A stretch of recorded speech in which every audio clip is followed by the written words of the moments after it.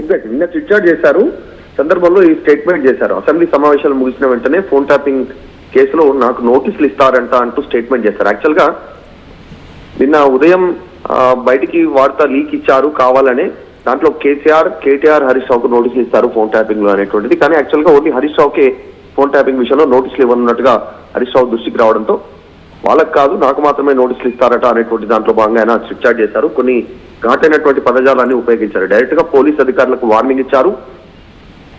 ఆధారాలు లేకుండా రేవంత్ రెడ్డి మెప్పు కోసం కనుక మీరు ఇట్లనే కేసులు ఫైల్ చేసి కావాలని ఇరికించాలని చూస్తే కనుక మేము అధికారంలోకి వచ్చిన తర్వాత వదిలిపెట్టాము. ఆంధ్రప్రదేశ్ లో పట్టినటువంటి గతే మీకు పడుతుంది.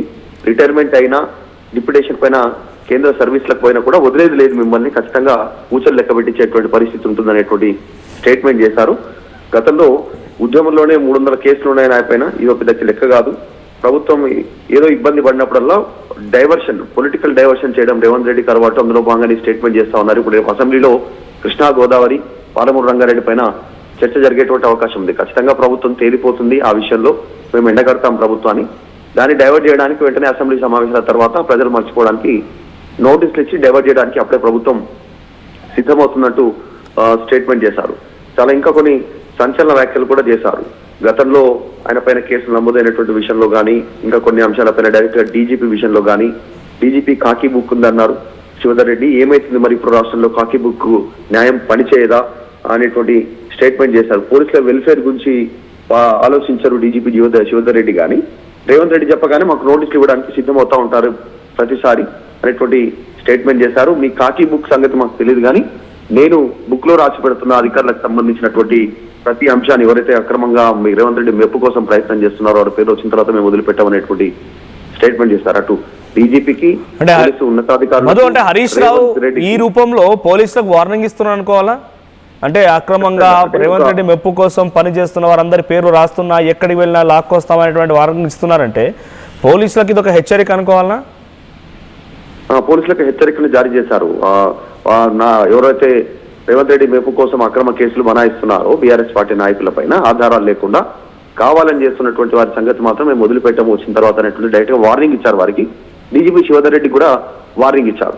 దాంతో పాటు రేవంత్ రెడ్డికి కాస్త ఘాటైనటువంటి పదజాలంతో ఆయనను విమర్శించే ప్రయత్నం చేశారు చిట్ చాట్ లో. రేవంత్ రెడ్డిని ఒక బ్రోకర్ అంటూ స్టేట్మెంట్ చేశారు హరీష్ రావు నిన్న జరిగినటువంటి చిట్ చాట్ లో. దాంతో పాటు రేవంత్ రెడ్డి పైన సెక్రటేరియట్ కి సంబంధించినటువంటి విషయంలో కూడా స్టేట్మెంట్ చేశారు.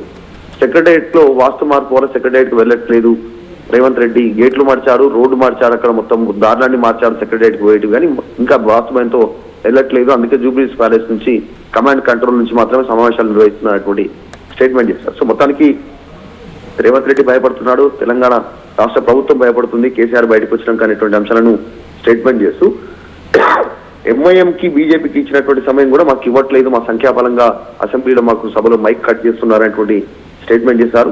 20% కమిషన్ ఓవరిస్తే వారికి కాంట్రాక్ట్లు పనులు మిగతా ప్రభుత్వ పనులు అప్పచెప్తా ఉన్నారు. ప్రస్తుతం అది పరిస్థితి. 10,000 కోట్ల లోన్ తీసుకోవడానికి హెచ్ఎండిఏ, టీజీఐసి, కంచగచ్చిబౌలి భూములకు అంటే గతంలో కూడా ఇటువంటి వ్యాఖ్యలు చేసినప్పుడు కాంగ్రెస్ పార్టీ నాయకులకు సంబంధించి అటు ఫార్ములా ఈ రేస్ వ్యవహారం కానివ్వండి, కాళేశ్వరం కమిషన్ సంబంధించిన అంశం కానివ్వండి, అధికారులు పిలుస్తూ ఉంటే విచారణకు వెళ్ళి విచారణకు హాజరైపోయి తప్పులు లేకపోతే తప్పును ఇది కాదు ఇది జరిగిందని చెప్పాల్సినటువంటి ఆ స్థాయిలో ఉన్నటువంటి వ్యక్తులు పోలీసులను హెచ్చరించిన ఎలా చూడాలంటే పోలీసులు దీనిపై రియాక్షన్ ఇచ్చే అవకాశం ఉంది.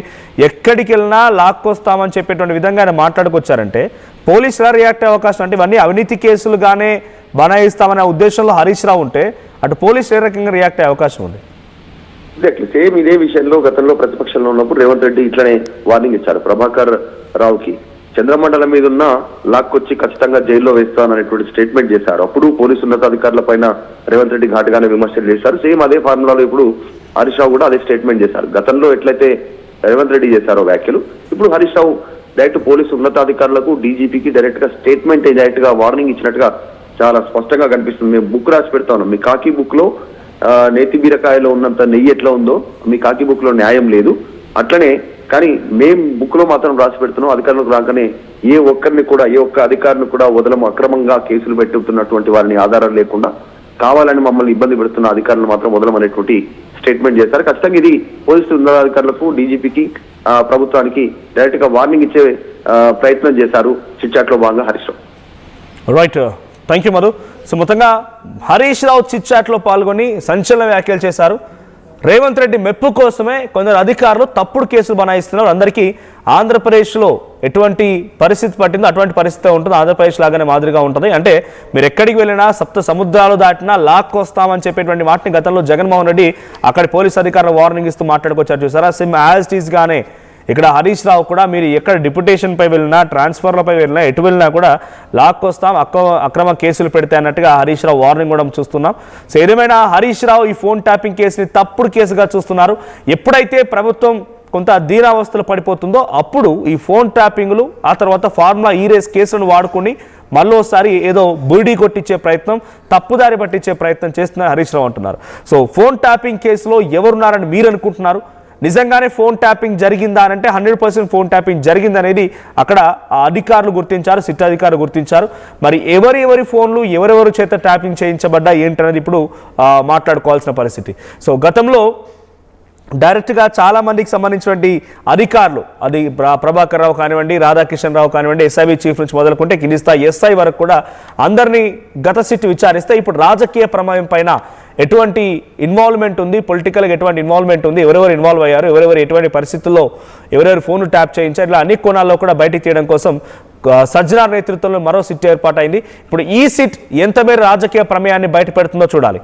సో ఫోన్ ట్యాపింగ్ వెనుక ఎవరున్నారని మీరు అనుకుంటున్నారో కామెంట్ చేయండి.